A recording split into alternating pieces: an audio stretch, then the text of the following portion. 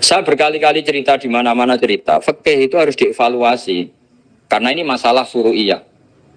Saya berkali-kali cerita di mana-mana cerita. Hukum berteman orang fasik gimana? Pasti orang jawab haram karena takut ketularan orang fasik. Tapi kalau dibalik, hukumnya bina orang fasik gimana? Ya baik, umatnya Nabi. Bisa bina kalau berteman. Kamu bisa bina orang fasik tanpa berteman? Nggak bisa. Jadi kalau dibalik, hukum berteman orang fasik gimana? Haram. Hukumnya bina orang fasik? Baik. Bisa bina kalau berteman. Berarti berteman orang fasik? Ya terus nanti pada level lapangan sih gampang. Kalau yang soleh membina yang fasik dan yang fasik ketularan yang soleh, maka ternyata kalau yang soleh ketularan fasik ya berarti ternyata buruk. Tapi kan hukum masa nunggu kenyataan kan jadi nggak hukum. Di mana-mana hukum itu kan ada asumsi karena ini masalah ijtihad. Nah itu yang dilakukan para ulama kita. Jadi sampean harus mengkaji fikih secara detail karena tidak hanya kita yang khilaf. Nabi-nabi juga khilaf dalam menentukan dakwah ilallah. Wali-wali kita kayak Abdul Hasan Asyadili sama Sayyid Abdul Al-Haddad itu juga. Imam Ghazali ya khilaf. Imam Suyuti itu kalau ketemu Al-Qastolani itu saling tidak nanya, saking nggak cocoknya, masyhur itu. Jadi ulama ora cocok. Bedanya nak saiki perkara partai. Kalau orang enggak, karena pakai asumsi karena memang susah. Nggak misalnya memang tak bedai, tak beri yang di, nggak misalnya ada orang rukuk kemudian kentut, itu sholatnya batal apa enggak jawab saja. Enggak, orang sholat kemudian pas rukuk kentut atau kelihatan auratnya, sholatnya batal apa enggak? Batal. Itu keliru nih sampai ini salah dosen mesti itu. Pertanyaannya gini, yang dikatakan sholat itu kan aqwalun wa af'alun muftatahatun bitakbir muftatamatun bitaslim. Lalu ketika sampai ruku apa sudah namanya sholat sehingga kamu katakan batal? Namanya sholat aja belum kok sudah kamu katakan batal gitu.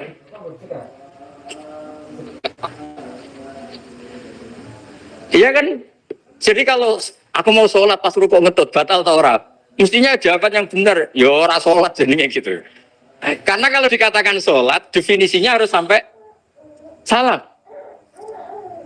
Tapi kan kita nggak mungkin ngomong seperti itu kan dianggap majnun.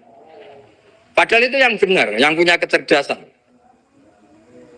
Nah makanya pertanyaannya, fikih itu ngikuti bahasa awam apa bahasa istilah? Kalau ngikuti bahasa awam ya kayak tadi, sholat kok pas rukuk kentut maka batal. Sebenarnya yang batal itu sholatnya apa rukuknya? Nah makanya terjadi perdebatan, kalau yang pakar-pakar usuli itu salah istilah itu nggak mau. Saya ulang lagi, kalau pakar-pakar usuli itu salah istilah itu nggak mau. Terus misalnya tak beri contoh lagi. Kalau imam itu sudah salam pertama. Salam pertama itu yang rukun kan salam pertama. Berarti setelah salam pertama imam sudah keluar dari sholat apa belum? Yakin? Ya sudah. Sekarang sama tak bedain. Lalu makmum itu kesunatan langsung berdiri apa nunggu imam salam kedua? Enggak, jawab satu. Nunggu salam kedua kan? Itu kriminalis sampai anda harus begitu itu. Kriminalnya begini, berarti Anda bergantung sama orang yang sudah tidak sholat.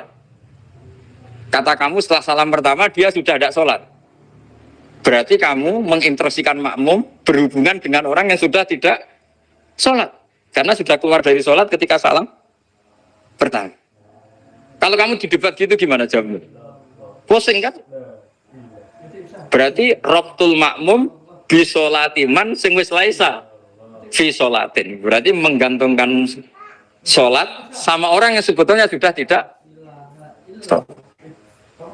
Ada yang jawab, sebagian ulama fikih tetap disunatkan menunggu salam kedua karena salam kedua itu masih paket meskipun tidak rukun, juga paketnya selesai. Tapi selalu pertanyaannya gini, lalu setelah salam pertama itu imam masih sholat gak? Sudah sama pernah dijawab tuh? Nah ini pentingnya bodoh, gak mikir sebenarnya. Jadi makanya bodoh itu barokah karena gak mikir.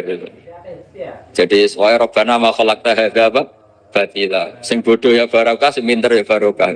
Sera barokah maksiat. Serana barokah plus. Jadi ilmu itu harus mengalami satu gesekan karena logika itu bisa dibalik. Nah, karena ilmu itu mengalami satu gesekan, satu logika yang bisa kayak iya kayak enggak. Sehingga jargon di dunia ijtihad itu begini. Ra'yuna shawabun yahtamilul khata' wa ra'yuka khata'un yahtamilus shawab. Pendapat saya benar tapi mungkin salah.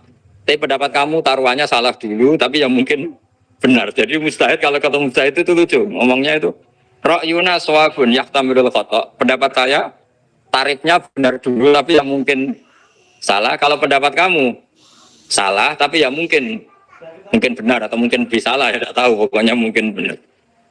Nah, kenapa demikian? Begini, di luar masalah tauhid, saya ulang lagi, di luar masalah tauhid itu tentu ada masalah-masalah yang sifatnya ijtihadiyah. Ya, saya ulang lagi, yang sifatnya apa? Ijtihadiyah. Dan ijtihadiyah ini nggak pernah selesai karena muqtadul hal, konteks kesejarahan maupun konteks kesempatan itu tidak sama. Dulu kiai itu ngaramkan dasi, ngaramkan celana karena yang celananan yang dasinan itu penjajah. Sehingga mantas sabah biqaumin bahwa min. Tapi lama-lama kiai-kiai itu ya pakai dasi, pakai celana. Ya karena dianggap sudah tidak mantas sabah biqaumin bahwa min. Ini ngalami pergeseran. Semua istihad itu ngalami pergeseran. Lalu pertanyaannya begini, lalu istihad apa Gus yang permanen? Yang permanen ya istihad dengan alatut istilah apa? Istihad. Saya beri contoh misalnya begini. Nabi Musa itu yang ngalami istihad. Kata beliau karena kangen Allah, itu ingin melihat Allah karena kangen. Rabbi arini anzur ilai. Qala lan tarani walakin anzur ilal jabal. Ya sudah, namanya orang kangen ya ingin melihat. Ya sudah gitu aja. Sehingga ahli ilmu kalam itu berdebat. Kalau kata ahli sunnah, karena Nabi Musa minta ingin melihat Allah, berarti melihat Allah itu jaiz, mungkin. Karena Nabi gak boleh bodoh meminta sesuatu yang hal. Maka antipatinya ahli sunnah terhadap pendapat Mu'tazilah itu antipati. Karena menurut pendapat Mu'tazilah, Allah itu qadim, Allah itu laisa kamislihi syai'un, sehingga gak bisa dilihat. Pertanyaannya adalah berarti Nabi Musa meminta sesuatu yang hal itu bodoh sekali sampai nggak tahu mana hal mana apa jaiz. Makanya kata Imam Ghazali, masa Nabi Musa yang Nabi nggak tahu kalau melihat Allah itu hal sampai minta, berarti nganggap itu jaiz atau boleh. Itu cara pandang orang-orang ahli sunnah apa wal jamaah. Tapi tetap saja sebagian ulama itu ya balelo. Yang kayak Mu'tazilah itu ya balik loh, cara berpikir pokoknya itu karena kangen, bukan karena mungkin atau tidak mungkin. Jadi nggak mungkinnya tetap tidak mungkin. Terus mereka dalil la tudul absar wa huwa yudrikul absar.